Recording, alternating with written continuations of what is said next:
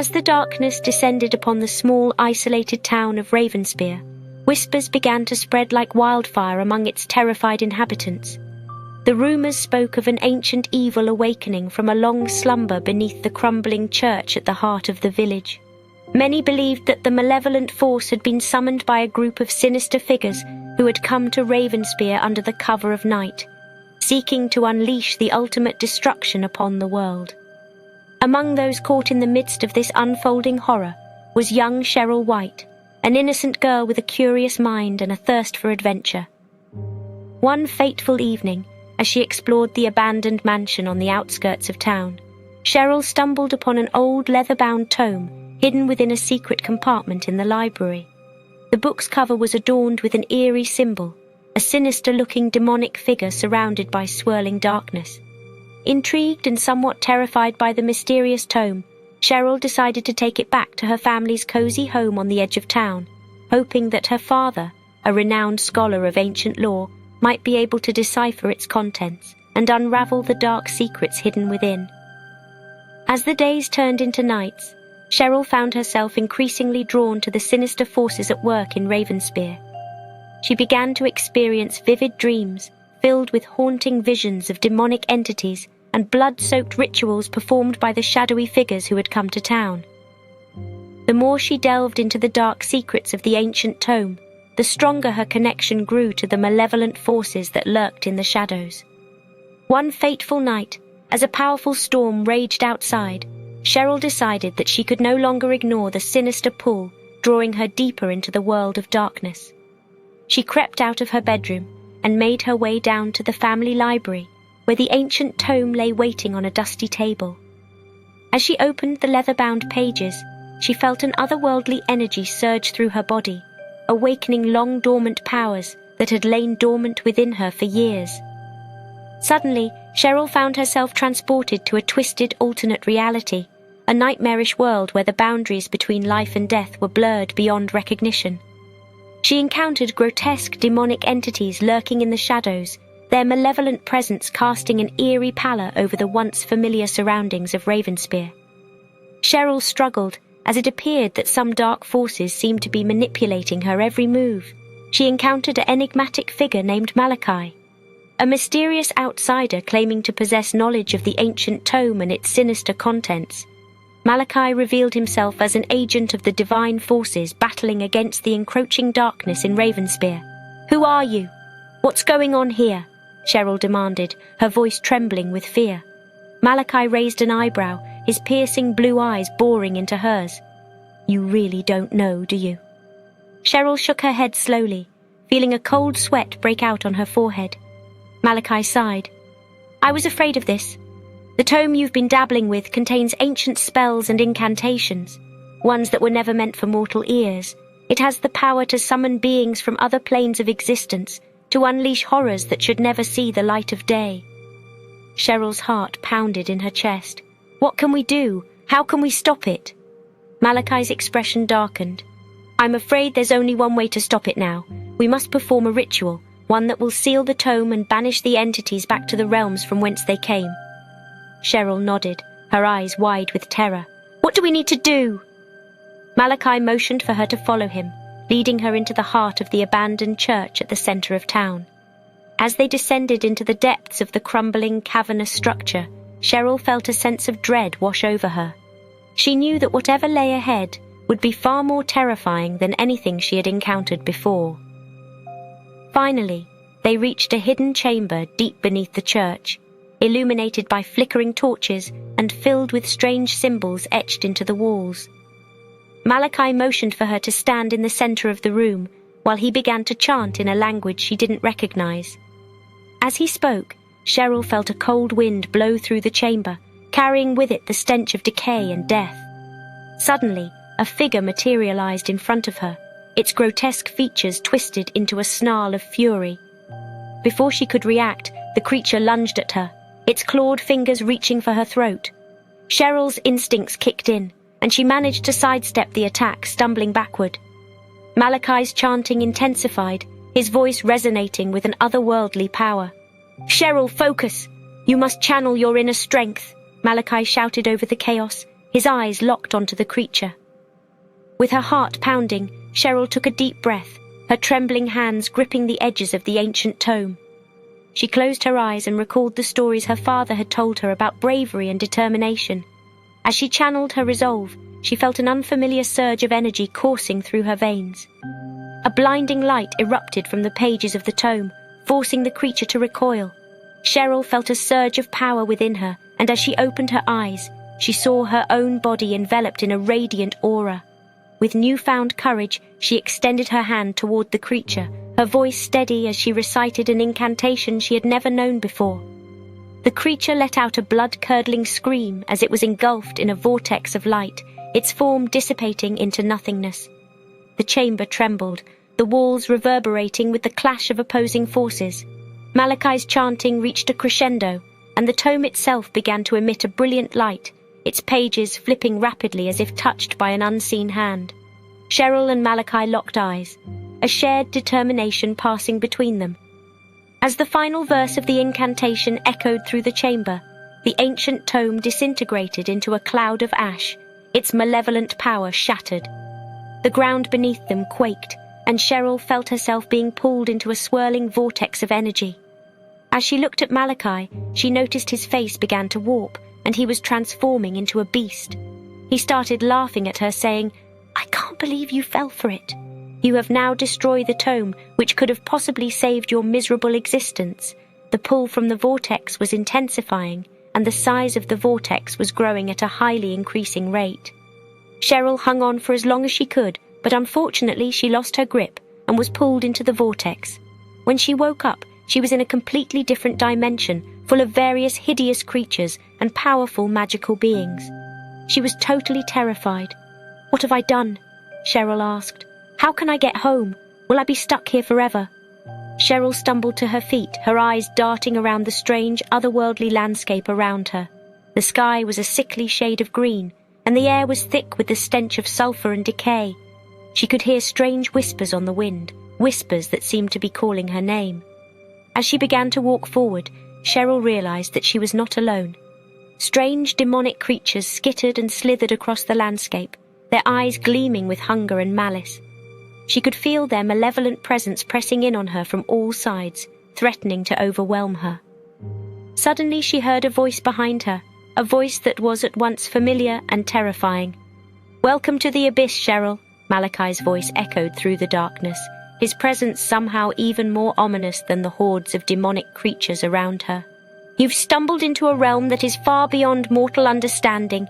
You should have been more careful with the powers you dabbled in." Cheryl turned around, her eyes blazing with anger.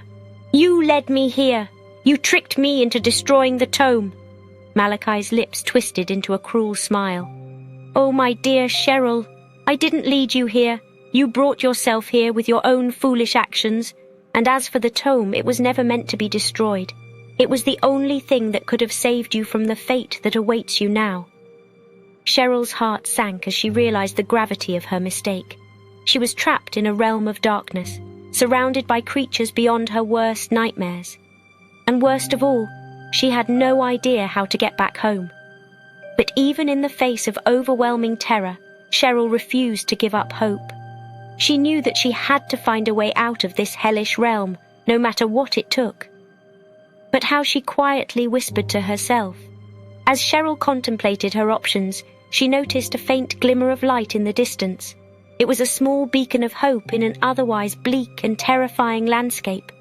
With a newfound sense of determination, she began walking towards the light, feeling the eyes of the demonic creatures following her every move.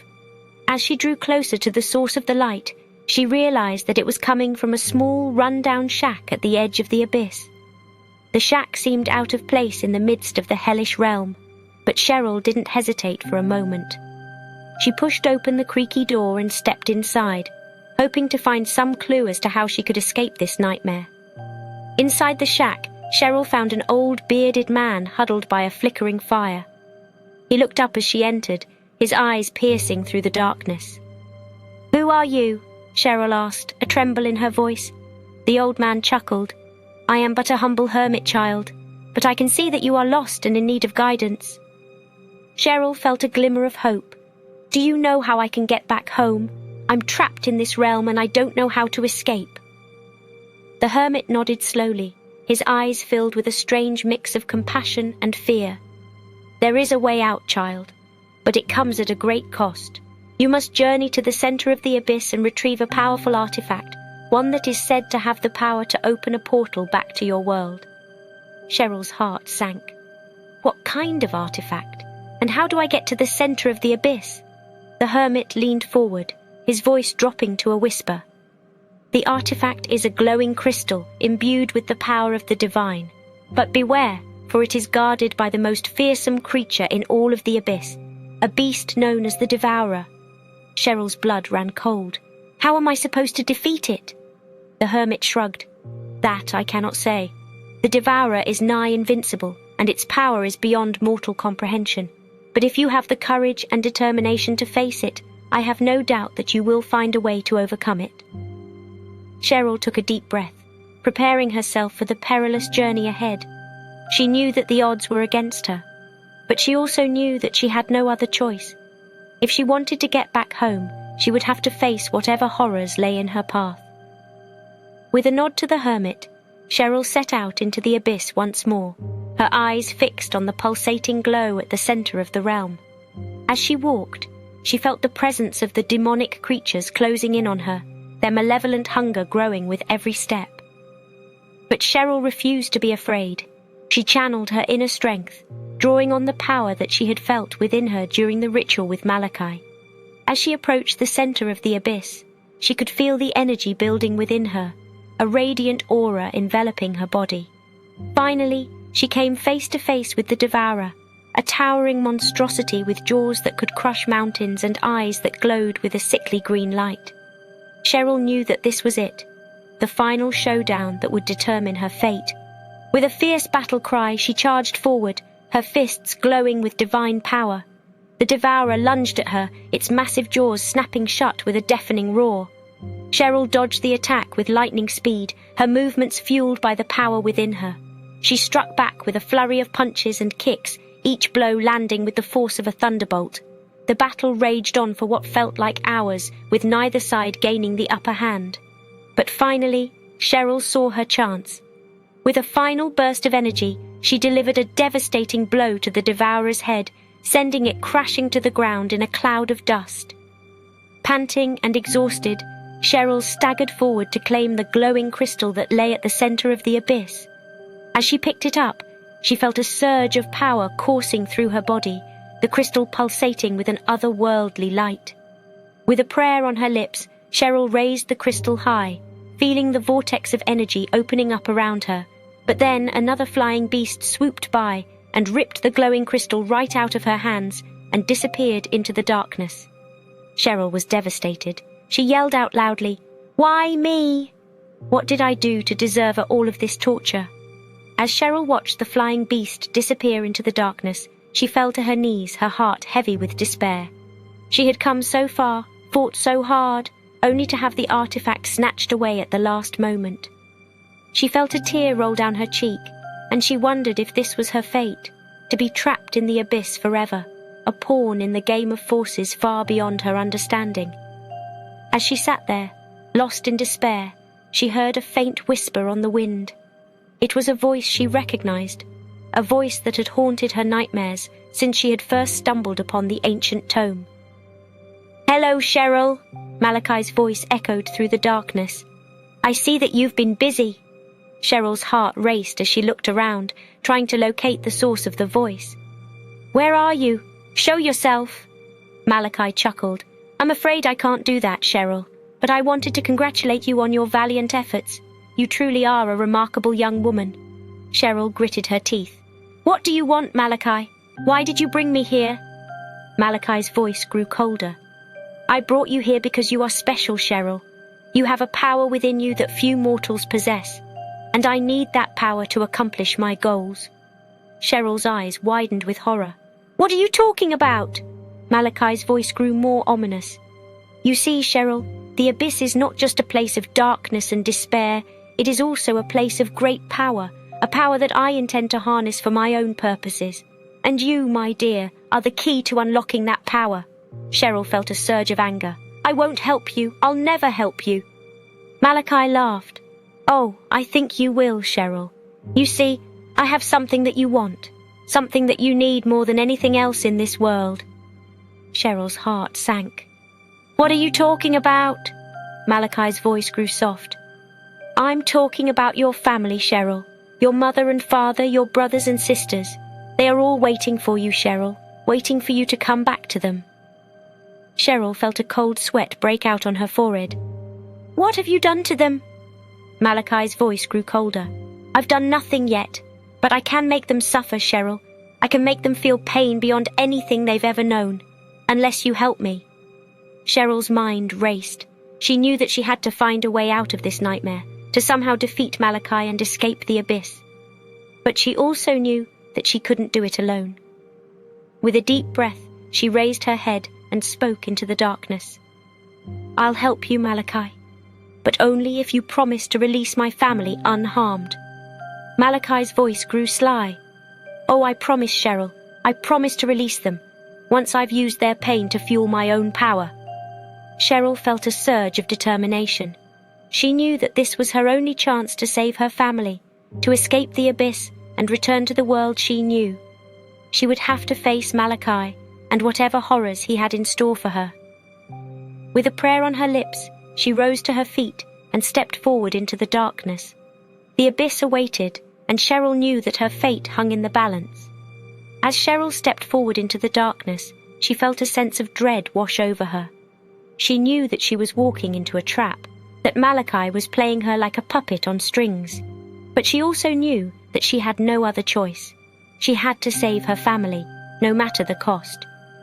As she walked, she felt the malevolent presence of the demonic creatures pressing in on her from all sides. Their eyes gleamed with hunger and malice, and she knew that they would tear her apart in an instant if given the chance. But Cheryl refused to be afraid. She had faced down the Devourer, and she knew that she had the power within her to overcome any obstacle. Finally, she reached the heart of the abyss, where Malachi awaited. He was standing in the center of a circle of glowing runes, his eyes locked onto hers.